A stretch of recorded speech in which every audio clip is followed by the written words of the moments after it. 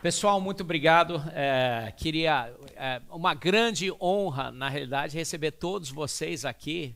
Fico assim, feliz e também cheio de pressão, né? Ver todos vocês, grandes empresários aqui, e pensando assim, o que eu vou falar para todo esse pessoal aqui. Quero começar parabenizando o Thiago, que iniciou junto comigo o Empower, e também o Marquinho, que assumiu agora o Empower, e eu acho que vai ser algo que vai ajudar muitos de nós. Vai ajudar muitos de nós. O que é a visão do Empower? A visão do Empower é principalmente capacitar empresários. Empower é uma palavra em inglês que significa capacitar ou dar poder, né? Trazer poder para empresários. Então, nós trazemos poder, uma maneira é através do networking, vocês vão estar conhecendo outras pessoas. Um exemplo rápido. Entrando aqui hoje, conheci, qual o nome? Rosete. Conheci a Rosete. Ela me disse que ela tem uma escola. Eu falei, puxa, que legal, eu também sou do ramo escolar. E ela falou assim, que legal. Aí ela falou assim, mas eu fechei minha escola. Eu falei assim, puxa, Aí ela falou assim, me conta sobre sua escola, assim, andando, né, assim, questão de 2 segundos. Aí ela falou assim, minha escola tinha 500 alunos, aí na época da pandemia fechou. Aí eu falei, o que você está pensando em fazer com a sua escola? Aí ela falou assim, não, queria vender ou alugar. Eu falei, puxa, eu tenho uma franquia de escolas e a gente está procurando escolas para todo quanto é parte. Aí ela falou assim, eu posso te passar as fotos. Eu falei, puxa, passa fotos para o meu filho que está ali na área de expansão de franquias. Ele olhou para as fotos e falou assim, caramba, a gente tem um franqueado querendo abrir uma franquia justamente naquela área. Pum, ali tem um contato feito. É uma das coisas que nós queremos estar fazendo. Nesse caso, beneficiou a minha empresa, né? Mas no próximo pode beneficiar a sua, né? Então, é só o tipo de coisa que a gente quer que esteja acontecendo aqui entre nós o tempo todo. É uma das coisas. Outra coisa que a gente quer que aconteça nós vamos ter palestrantes, obviamente não vai ser eu sempre, hoje vai ser, eu vou contar um pouquinho da nossa história, da minha história, mas eu creio que sempre vai ter uma ideia, um pensamento que vai virar uma chave na tua mente. Talvez não seja a palestra toda, mas uma coisa que vai ser falada vai de repente virar a chave, vai te dar uma ideia, você vai viajar em uma ideia. Talvez você não pense, talvez nem tudo que for falado vai ser útil para você, mas uma coisa que foi falada, se aquilo pode te dar uma ideia, que pode deslanchar um novo pensamento para a sua empresa, que pode abrir uma porta nova para a sua empresa, puxa, valeu o mês, valeu os 45 minutos, 1 hora, os 90 minutos que você passou aqui, vai valer muito a pena isso, essa nova ideia. Então, isso é o que nós queremos que aconteça aqui. Então, quero pedir a ajuda de vocês, que vocês falem com seus outros amigos empresários.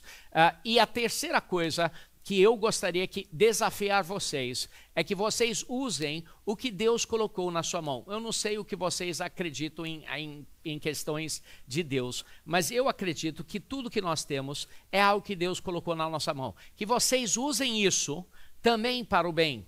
Que vocês usem aquilo que Deus colocou na sua mão também para o bem. E uma das coisas que nós vamos estar falando é sobre o Dream Center, é uma ONG, e eu queria parabenizar o Thiago também, que ele é o diretor do Dream Center. O Dream Center apenas é uma ONG, tem muitas ONGs e vocês não precisam focar nisso. Escolham uma área onde vocês podem fazer uma diferença. Escolham algum lugar onde a sua empresa pode fazer uma diferença.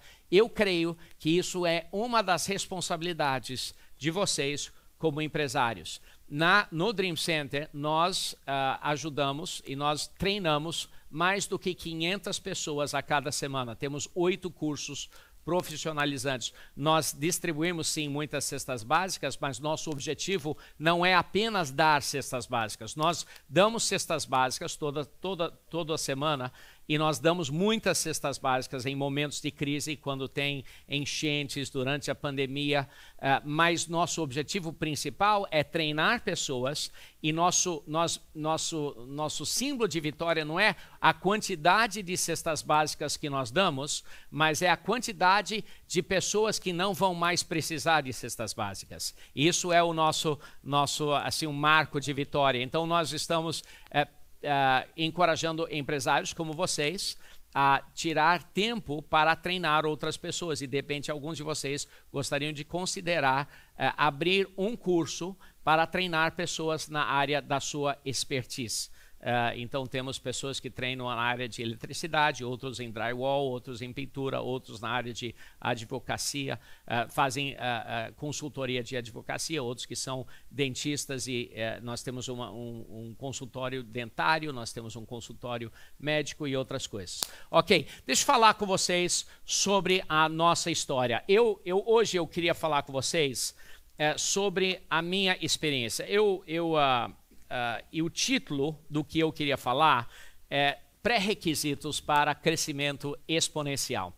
E é engraçado porque eu tive empresas durante os últimos 20 anos. Eu comecei aqui no Brasil como pastor, e continuo sendo pastor. Minha verdadeira paixão é ser pastor, é o que eu faço a maioria da semana. E às segundas-feiras, meu hobby é ser empresário. Então, segundas-feiras, que é o meu dia de descanso de ser pastor, segunda-feira eu sou empresário. E é por isso que a gente está fazendo a palestra às segundas-feiras, porque é o meu dia de descanso. E nas segundas-feiras, eu abri uma empresa 20 anos atrás, que foi uma editora, e é uma editora, eu tenho essa editora ainda. Nós editamos vários livros, principalmente do ramo de automotivação e cristão, autores americanos. E a empresa foi mais ou menos bem, e minha igreja foi mais ou menos bem. Durante 15 anos, eu tive uma igreja medíocre. Uma igreja que não passou de 200 membros. Eu tentei de tudo. Eu fiz esse curso aqui, eu abri uma igreja ali, eu fiz disso, eu fiz aquilo. Eu fiz assim, eu tentei fazer tudo que eu podia fazer. 15 anos de trabalho, de esforço, 15 anos trabalhando que nem um louco, tentando crescer a minha igreja, e a gente chegava assim 200 e ia para 180, e chegava a 200 e ia para 180, e aí parecia que nada ia para frente. Aí, nos próximos 5 anos, a gente foi de 200 para 4.300 pessoas. E nesses mesmos 5 anos, eu abri uma escola em um bairro carente, Guaratiba, perto do Jardim Maravilha, chamado Legacy. Nesses mesmos 5 anos, a gente foi de uma escola. Hoje nós temos 7 escolas que são minhas, e nós temos mais 2 franquias, e em 2023 nós vamos ter pelo menos já assinado o contrato 13 escolas, mas eu creio que nós vamos ter pelo menos 16 escolas. Eu acho que vamos ter 20 escolas, previsão de ter um faturamento de 65 milhões de reais, isso em 6 anos. Então, é um crescimento exponencial muito grande em 6 anos, comparado com praticamente nada que aconteceu em 15 anos. O que mudou? Né? O que virou a chave? O que aconteceu naquele marco de 15 anos para cá? O que aconteceu para virar a chave? E pode ser muitas coisas, mas hoje eu listei 3 coisas apenas para eu falar com vocês. 3 coisas que são da minha experiência, e talvez não sejam as únicas coisas, mas 3 coisas que eu acho que de repente podem assim abrir a tua mente para áreas da sua vida, na tua empresa, que talvez ajudem você a pensar. E a primeira coisa, primeira das coisas o primeiro ponto necessário que, primeira coisa eu quero dizer que, e o mais importante, é que no meu caso, foi ventos favoráveis de Deus, tá bom? Deus fez, mas deixa eu também dizer que Deus usou essas 3 coisas, tá bom? Então, primeira coisa eu quero deixar bem claro que Deus fez algo milagroso, mas também dá para ver o que Deus usou. E a primeira coisa que Deus usou, ele usou um nicho, claro. Então, o primeiro ponto eu acho que para ter crescimento exponencial, você tem que ter um diferencial na sua empresa. Você tem que ter um nicho, desenvolva uma identidade própria dentro do teu negócio. A sua empresa, por que a sua empresa é diferente? Agora, pessoas durante aqueles 15 anos têm falado isso para mim, né? Eles tinham falado para mim, por que a sua empresa é diferente? O que da sua empresa é diferente? O que é diferente na sua empresa? Não tem? Tem, ok. O que da sua empresa é diferente? E eu sempre falava assim, mas como assim? Pessoas falavam, mas você tem que fazer alguma coisa de diferente na sua empresa. E eu sempre falava assim, como? Né? E as pessoas, mas você tem que ter um diferencial. E eu falava assim, como?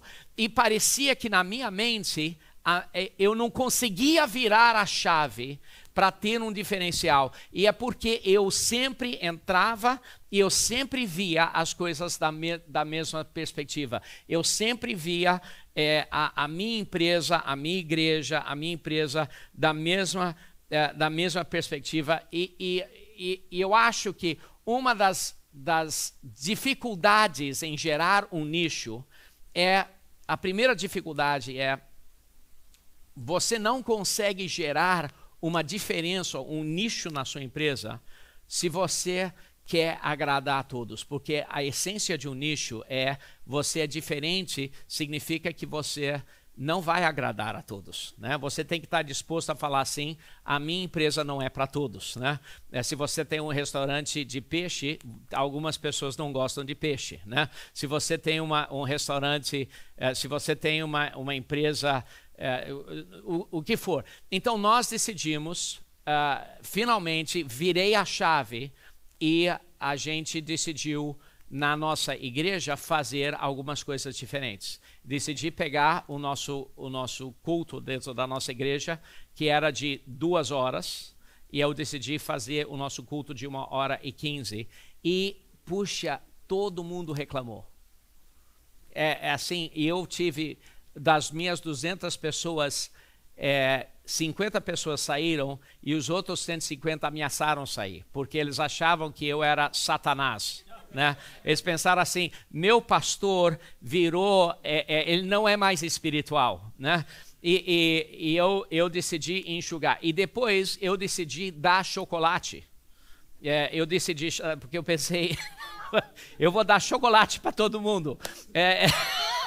E aí eles pensaram, ele realmente não é espiritual, ele está querendo comprar pessoas com chocolate, né? Então eu decidi, e a gente gerou um momento de 2 minutos lá, onde a gente entregava chocolate para todo mundo, porque eu estava desesperado. Eu falo assim, nós não vamos ser igual a todas as outras igrejas, e eu não conheço nenhuma igreja que dá chocolate, então vamos dar chocolate, e eu gosto de chocolate. Então, e aí a gente também gerou um visual diferente, e a gente falou assim, de um dia para outro, nós vamos ser diferentes. E realmente, pessoas saíram. E pessoas saíram. Mas foi o início da gente começar a crescer de 200 pessoas para 4.500 pessoas. Foi o início. Então, a primeira coisa que, para gerar um nicho, você tem que ser corajoso. Você tem que ser corajoso, você tem que ser corajoso. E, então, a primeira coisa é isso, gerar um nicho. Dentro das nossas escolas, eu também iniciei a escola gerando nicho. Né? Gerando nicho. Eu falei, dentro das nossas escolas, nós íamos... tem tudo quanto é escola. Tem uma escola a cada esquina. E tem escola... querendo ganhar alunos a R$600 por mês. Aí tem uma outra escola do lado, R$589 por mês. E tem uma outra escola, R$585 por mês. É impossível. É impossível fazer acontecer dessa forma. É impossível. Então, o único jeito é gerar um nicho diferente. Então, falamos assim, puxa, eu falei, eu cresci numa escola internacional, eu estudei numa escola internacional, que hoje é R$8.500 por mês, mas eu pensei, puxa, eu estudei naquela escola e eu tentei fazer o vestibular e eu não passei para nenhuma escola, não passei para nenhuma universidade, finalmente consegui entrar numa universidade raspando e a universidade faliu de tão ruim que era. E eu tive que ir para os Estados Unidos, né, estudar lá. Tive que estudar lá porque a escola, cara pra caramba, não me preparou para estudar aqui. Então eu falei, eu vou fazer uma escola que prepara para os dois, para os Estados Unidos e para o Brasil. E aí eu falei que nós vamos fazer isso. E a gente inventou um termo. Não é internacional, e eu não queria chamar de bilíngue, porque todo mundo é bilíngue. Né? Tem escola bilíngue aqui, todo mundo bota bilíngue na placa. Eu falei, nós somos interculturais. Interculturais. E a gente inventou um termo diferente, porque a gente precisa ser nichado. Aí tem gente que fala assim, não gosto disso. Tudo bem. Então vai para a sua escola bilíngue, tá? Ou então vai para a sua escola internacional se você tiver R$8.000. Mas nós somos uma escola intercultural. E a gente tem que ficar falando isso o tempo todo, um atrás do outro, o tempo todo. Se você está gerando um nicho, você tem que falar do nicho vez após vez e ficar explicando o que é seu nicho. E daqui a pouco a pessoa fala assim, isso é o que eu sempre quis isso é o que eu sempre quis. E daqui a pouco você gerou um novo mercado. É o que foi feito com a Apple, né? Com a Apple, quando a Apple saiu, os telefones estavam ficando cada vez menores. E aí Steve Jobs falou assim, eu vou fazer um telefone maior. Ninguém queria isso. Mas ele explicou para todo mundo que era exatamente o que eles queriam e hoje meu telefone é o Max Pro, o maior de todos, né? Todo mundo quer isso. Então, nicho é muito bom e é o que a gente está querendo fazer aqui no Empower. A gente quer gerar algo que vai esticar a nossa mente. Você dá uma ideia nova. Como é que você faz essa virada de chave na sua mente? Você viaja, você tem que ver novas coisas. Às vezes você não consegue pensar num nicho novo quando você está na mesmice todo dia. Você vai no seu trabalho, você vê as mesmas pessoas, você fica na mesma coisa. Então, às vezes você tem que sair da mesmice, você tem que viajar, ir para um novo país, ler um livro diferente, ouvir para uma reunião como essa, vir falar com pessoas diferentes, aprender a ouvir e não ficar falando o tempo todo, mas sentar e ouvir, fazer perguntas. Por sinal, uma das coisas que eu gosto muito de fazer é responder perguntas. Não sei se eu respondo bem, mas eu vou tentar. Então, escreva aí, anote ali, pegue o seu celular. Eu não vou pensar que você está escrevendo no WhatsApp, tá bom? Escreva ali no celular e anote perguntas, porque no final a gente vai ter um outro microfone, as câmeras vão virar para você e aí a gente vai ter perguntas e respostas. Segundo ponto, que eu acho que foi crítico para a virada da empresa e também da igreja, escolha o sócio certo. Puxa vida, o sócio errado Meu Deus, o sócio errado talvez seja até pior do que a esposa errada. O sócio errado, ele vai consumir teu dinheiro todo, né? Ele vai consumir seu tempo todo.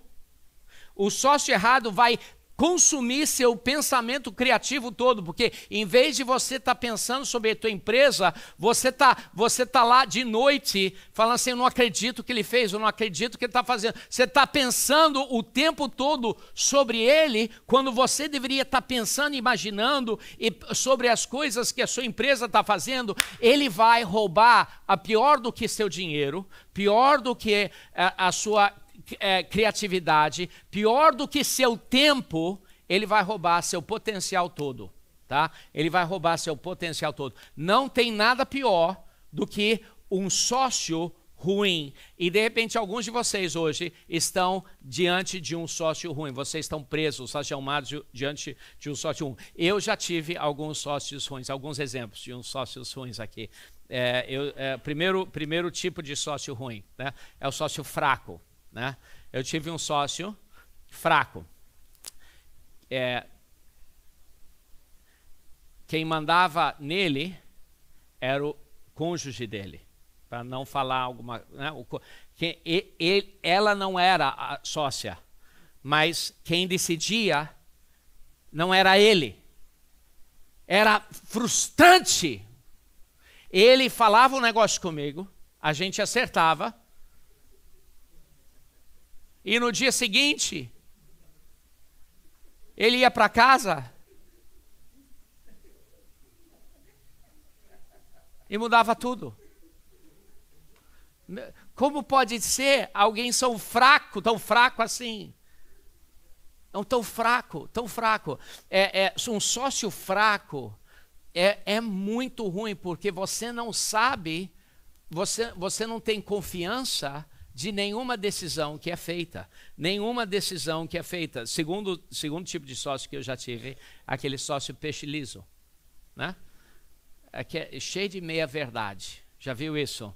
Você tá aquele sócio que você fala e no início você confia em tudo. Mas daqui a pouco você vê que tudo é uma meia-verdade. Aí ele tem essas ideias grandiosas, mas ele não consegue entregar o que ele convenceu você que ele podia entregar no início, né? Ele parecia que tinha grande potencial quando você entrou na sociedade, mas depois o potencial desapareceu todo. Aquele sócio peixe liso, aquele sócio que fala uma coisa depois não consegue. O terceiro tipo de sócio é o sócio cego. Aquele sócio que tem um coração bom. Esse é o pior que tem, porque você fica com uma pena, né? Mas você sabe que você não vai ir para frente com ele, né? Ele é cego e você está lá acorrentado com ele. Ele é um cara tão bom. ele é bom, mas você fala assim, é para a vida toda. Aí você pensa, não, vida toda só minha esposa, né? Eu fiz uma promessa minha vida toda com minha esposa. Aí você pensa assim, não vai dar. E você tem que ser forte, tá bom? Você tem que ser forte. Então, deixa eu falar algumas características. Hoje eu tenho um sócio muito bom. Hoje eu tenho um sócio na Legacy, um sócio muito, muito bom. Um sócio bom é o sócio que reconhece as suas forças e libera você nas suas forças. Alguém que reconhece onde você é forte e ele não compete com você. Ele sabe onde você é forte e ele potencializa as suas forças. E ele tem forças que são diferentes de você. O melhor sócio é um sócio que não é igualzinho a você.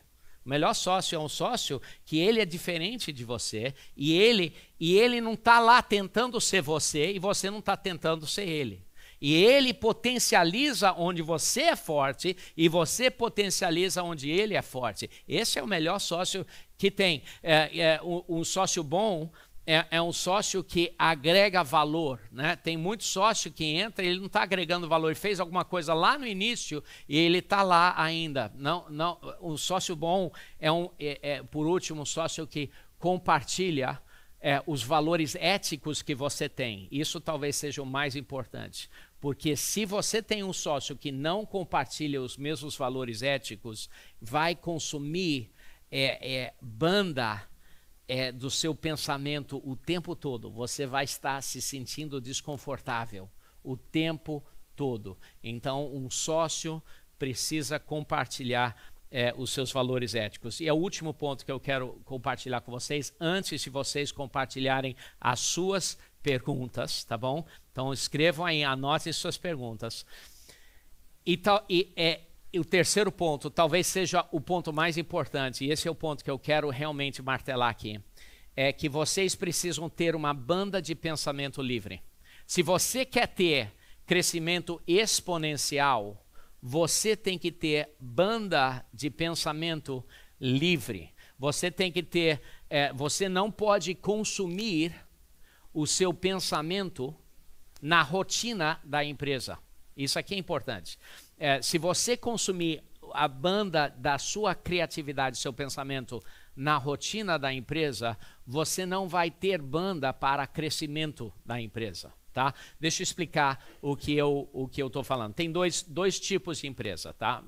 Dois tipos de empresa. O primeiro tipo de empresa é a empresa míope. Tá? A empresa que tem visão, que só vê de perto. A empresa que só consegue ver de perto. A empresa que só vê ali. Tá? Essas empresas, o sócio ou o dono da empresa está e faz todo o trabalho da empresa. Ele está lá e ele está fazendo todo o trabalho da empresa. De repente, você é um empresário que é dessa forma. Você é um empresário que está fazendo todo o trabalho da empresa. Você está lá trabalhando, você é uma empresa míope, você vê tudo ali e você está lá trabalhando. Você tá trocando o seu tempo pelo dinheiro daquela empresa. Você está lá, você está envolvido em tudo, você está constantemente cansado.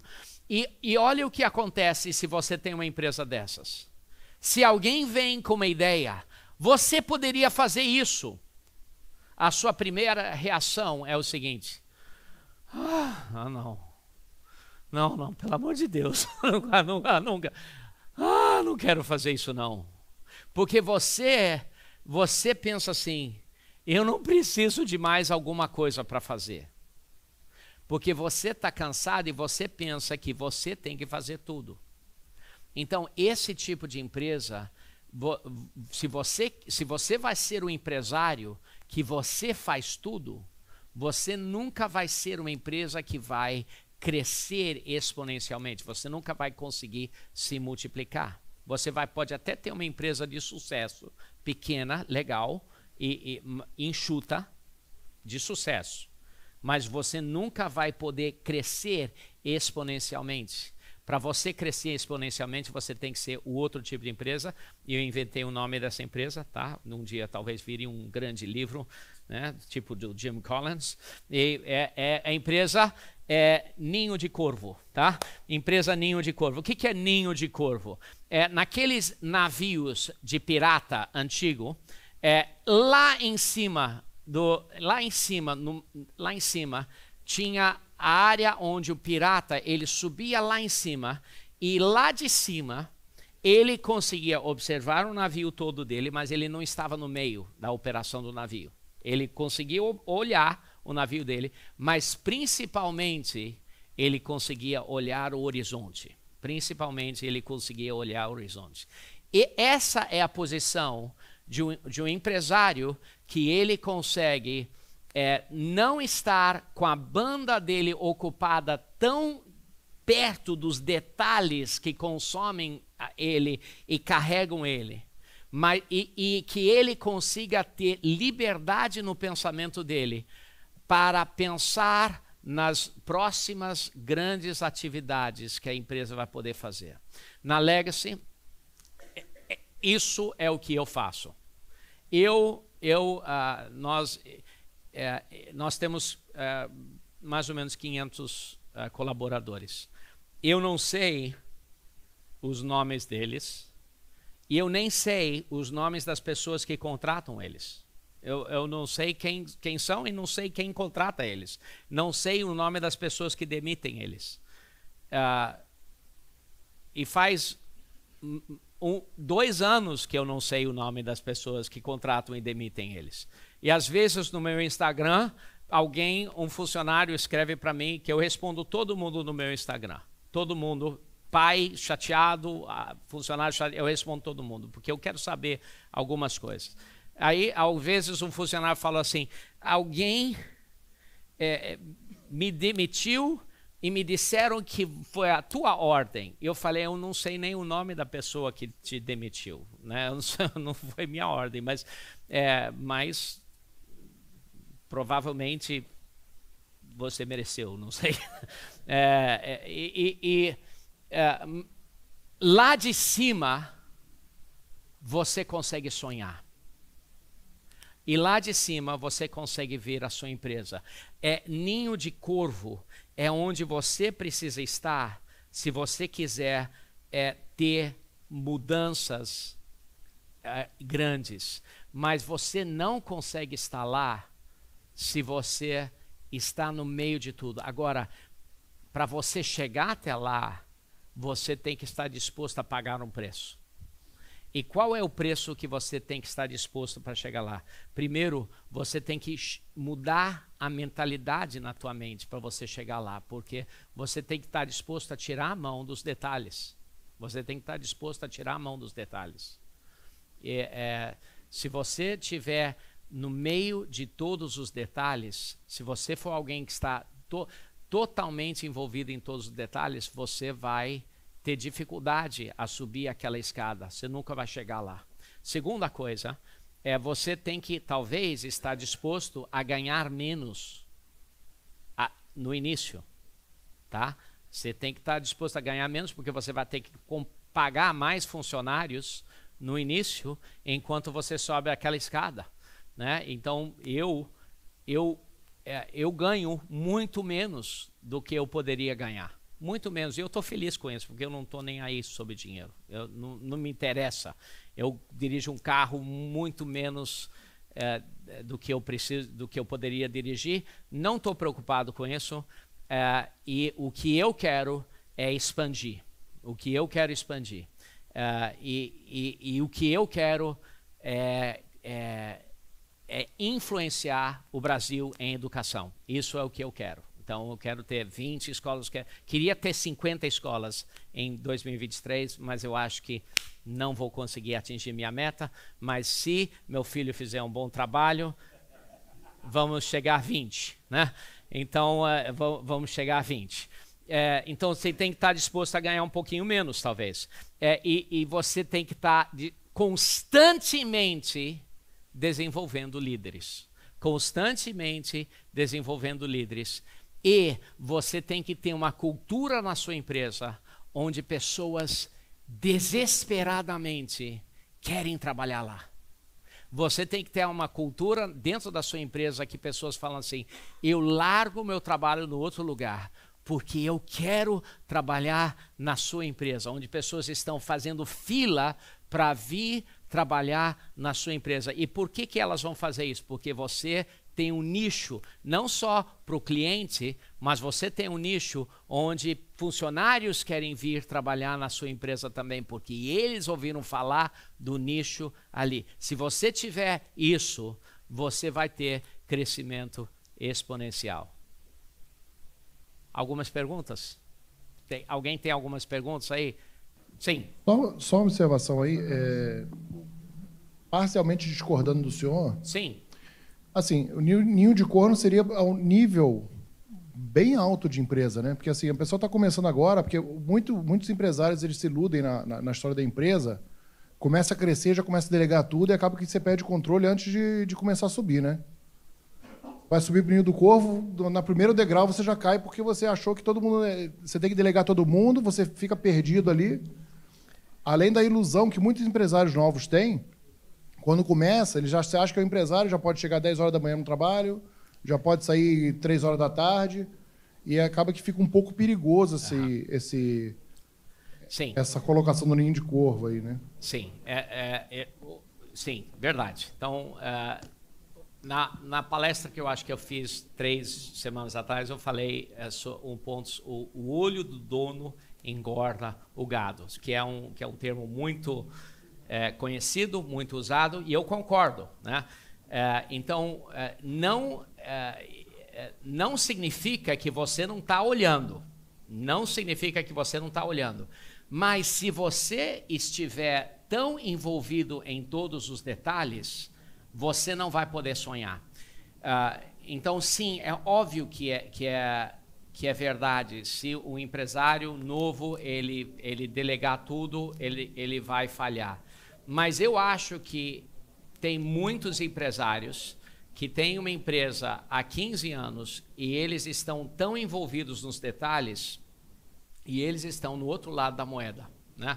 Onde eles estão tão enraizados na mesmice que eles nunca conseguiram crescer. Eles precisam virar essa chave e o meu ponto é para eles. Mais alguma pergunta? Sim. Bom, eu acompanho um empresário americano, né, que na verdade ele é sócio de milhões de empresas e veio lá de baixo também, aquela coisa, desenvolveu um estudo muito forte em cima do marketing. E ele apresentou que o melhor modelo de negócios desenvolvido até hoje é o de franquias, né? Que é justamente o que o senhor está fazendo aí, desenvolvendo. Na sua opinião, é isso mesmo? Funciona dessa forma, que é o melhor modelo de negócio para você expandir, é você criar franquias? E como que a gente chega nesse ponto de, pô, o meu modelo de negócio é ideal e eu consigo expandir nesse modelo franquias? Sim. Então, franquias, por que eu decidi abrir franquias? Primeira razão, eu acho que se eu tivesse o capital, eu abriria todas as legacies com o meu próprio capital, porque é altamente lucrativo e eu ganharia mais dinheiro por escola se eu tivesse meu próprio capital para abrir todas as legacies. Porém, a razão que eu decidi abrir franquias é porque eu creio que no mercado de educação tem uma janela de oportunidade em que existe grandes empresas de educação que estão comprando blocos de outras empresas de educação e eu não queria desaparecer cedo demais. Então, eu pensei que se eu não crescesse rapidamente, eu não ia poder ter espaço no mercado. E eu não tinha o capital pessoal para crescer rapidamente o suficiente, então eu decidi crescer com o capital dos outros. Essa é a primeira razão que eu decidi fazer franquias. Segunda razão que eu decidi ter franquias é porque eu, honestamente, isso aqui vai parecer até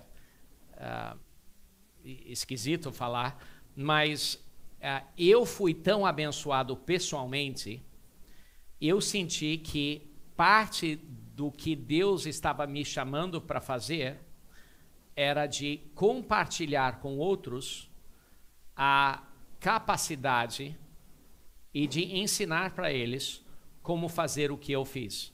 Só que eu queria fazer isso de uma forma garantindo a pureza do modelo que eu tinha. Então, a pureza ia ser garantido através de um modelo de franquia. Então, essas são as duas razões que eu fiz franquias. Mas, para responder a sua pergunta, lógico, também estudei e vi que franquia é um bom negócio nela mesma. Então, e sim, eu creio que também eu vou ter sucesso no conceito de franquia também. Então, eu também acho que isso vai ser um projeto bom também. Mas o meu objetivo na área da Legacy ministerial também, é uma escola cristã. Então, eu creio que eu vou estar expandindo algo que é da minha linha filosófica também. Mas sim, eu acho que vai ser um bom negócio também. Sim. Boa noite, pastor Felipe. Parabéns pela explanação, muito assertiva no meu ponto de vista. Fica claro aqui que o pastor é um homem de planejamento estratégico, com certeza. Independente de ser um planejamento estratégico em uma linha onde o pastor procura compartilhar para crescer, está claro. Eu noto que a gente tem que se posicionar muito bem nas nossas empresas, no sentido de que ter tempo para crescer. Traduzindo, sim. Correto? E essa questão da subida, né, para enxergar o horizonte, a gente só consegue fazer exatamente quando delega, mas acompanha. Sim. E exige o feedback de todos, que é isso que tem que ficar claro, não é sair da operação, pelo contrário, é ter uma gestão diferenciada da tua operação para que você possa ter uma visão do horizonte, né? Eu só queria pontuar isso porque eu percebi claramente porque, graças a Deus, eu consegui participar de um processo muito parecido com o que o pastor está colocando aqui. Então, a visão estratégica, que é muito importante para qualquer segmento, né? Ela não é você deixar de ter a gestão de qualquer negócio. É você ter o controle do negócio e poder ter uma visão de expansão. E parabéns, porque eu tenho certeza que essa sementinha do compartilhamento é que vai ser um multiplicador no seu negócio. Parabéns. Obrigado. Obrigado. Mais alguém? Pastor, o senhor falou o assunto que me chamou a atenção foi a escolha certa do sócio. Então, você falou do sócio fraco, sócio lido, sócio cego. Eu fiquei lembrando dos tipos de sócio que eu tive. Eu tive cego, eu tive mudo, surdo, paraplégico, carcomido.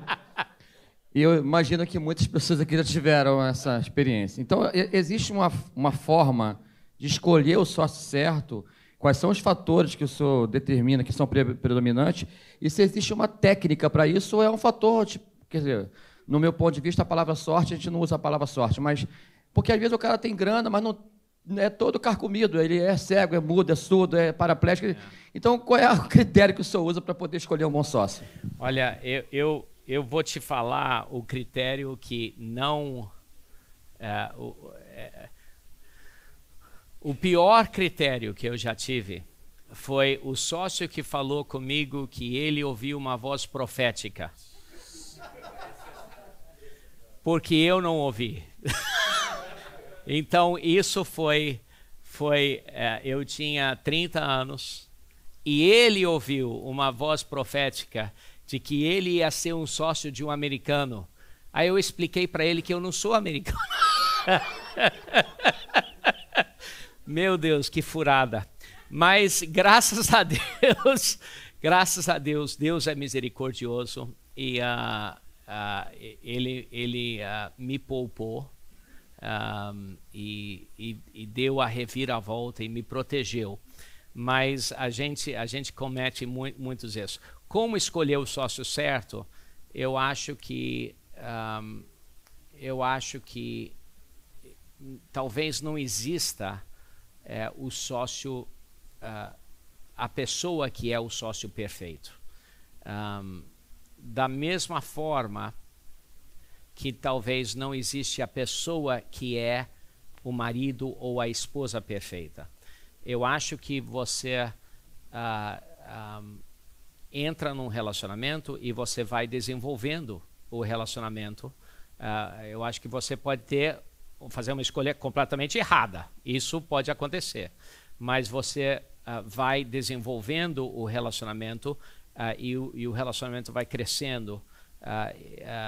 Mas eu acho que os princípios que eu falei, alguém que reconhece e respeita as suas forças e potencializa as suas forças, e você respeita e potencializa as forças dele, e que você reconhece as forças dele e vocês não necessariamente são iguais, ele tem forças diferentes das suas, e que ele é alguém que traz valor, e que não é alguém que não traz valor, mas alguém que traz valor. São princípios que são necessários, e que, contanto que esses princípios existem, que vocês conseguem comunicar, e que compartilham os mesmos valores éticos, eu acho que vocês conseguem desenvolver aquele relacionamento para ir gerando, aproximando ao sócio perfeito. Muito bem, mas eu acho que 2 perguntas e nós vamos terminar. Boa noite, pastor. Boa noite. Gostaria de saber, peço até perdão pela ignorância, não sei, como o senhor fez para a estratégia que o senhor teve para definir um nicho, um ramo para o senhor trabalhar, o nicho educacional, no caso. Como é que o senhor definiu para onde o senhor ia? E o senhor tem pretensão de abrir próximos negócios? É uma excelente pergunta. Tudo que eu faço tem a ver com educação. Então, é uma excelente pergunta. Tudo que eu faço tem a ver com educação. Eu sou pastor, que tem a ver com ensinar, tem a ver com educação. Eu tenho uma editora, que tem a ver com transmitir informação. Antigamente, editoras tinham a ver com livros. Hoje, editoras têm a ver com pegar conteúdo de um autor e transmitir aquele conteúdo a pessoas, não só através de livros, mas e-books, e audiobooks e outras ferramentas. E eu tenho uma escola e agora estou abrindo uma universidade também. Então, tudo que eu faço tem a ver com educação. Então, todos os meus nichos têm a ver com isso, porque essa é a minha paixão. Então, eu acho que é importante, se possível, pelo menos para mim, focar a paixão em uma área, e essa é a área que eu tenho desenvolvido, uma área que eu estou aprendendo a dominar. Então, eu acho que isso é importante. Não acho que é essencial, mas eu acho que, para mim, eu tenho tido sucesso fazendo isso. Mas é uma excelente pergunta isso. Última pergunta, sim, ali atrás. Olá, boa noite, Dr. Felipe. Eu sou Ana Oliver. Eu gostaria de saber se o senhor utiliza alguma ferramenta de assessment ou mapeamento de perfil comportamental para analisar seus colaboradores e sócios? Excelente pergunta. Nós usamos o DISC test dentro da igreja. Eu sou bom em analisar o DISC, eu sou bom nisso, mas nós somos uma empresa, a Legacy, a principal empresa minha, é uma empresa muito nova, que tem crescido muito rapidamente, então ainda não implementamos isso, mas altamente recomendo. Estamos olhando agora, eu estou começando a avaliar o Enneagram agora, como outra ferramenta, sou apaixonado por isso, gosto disso, acho muito importante, e eu creio que em breve nós vamos estar implementando esse tipo de avaliação para os nossos colaboradores. Obrigado, pessoal. Muito obrigado.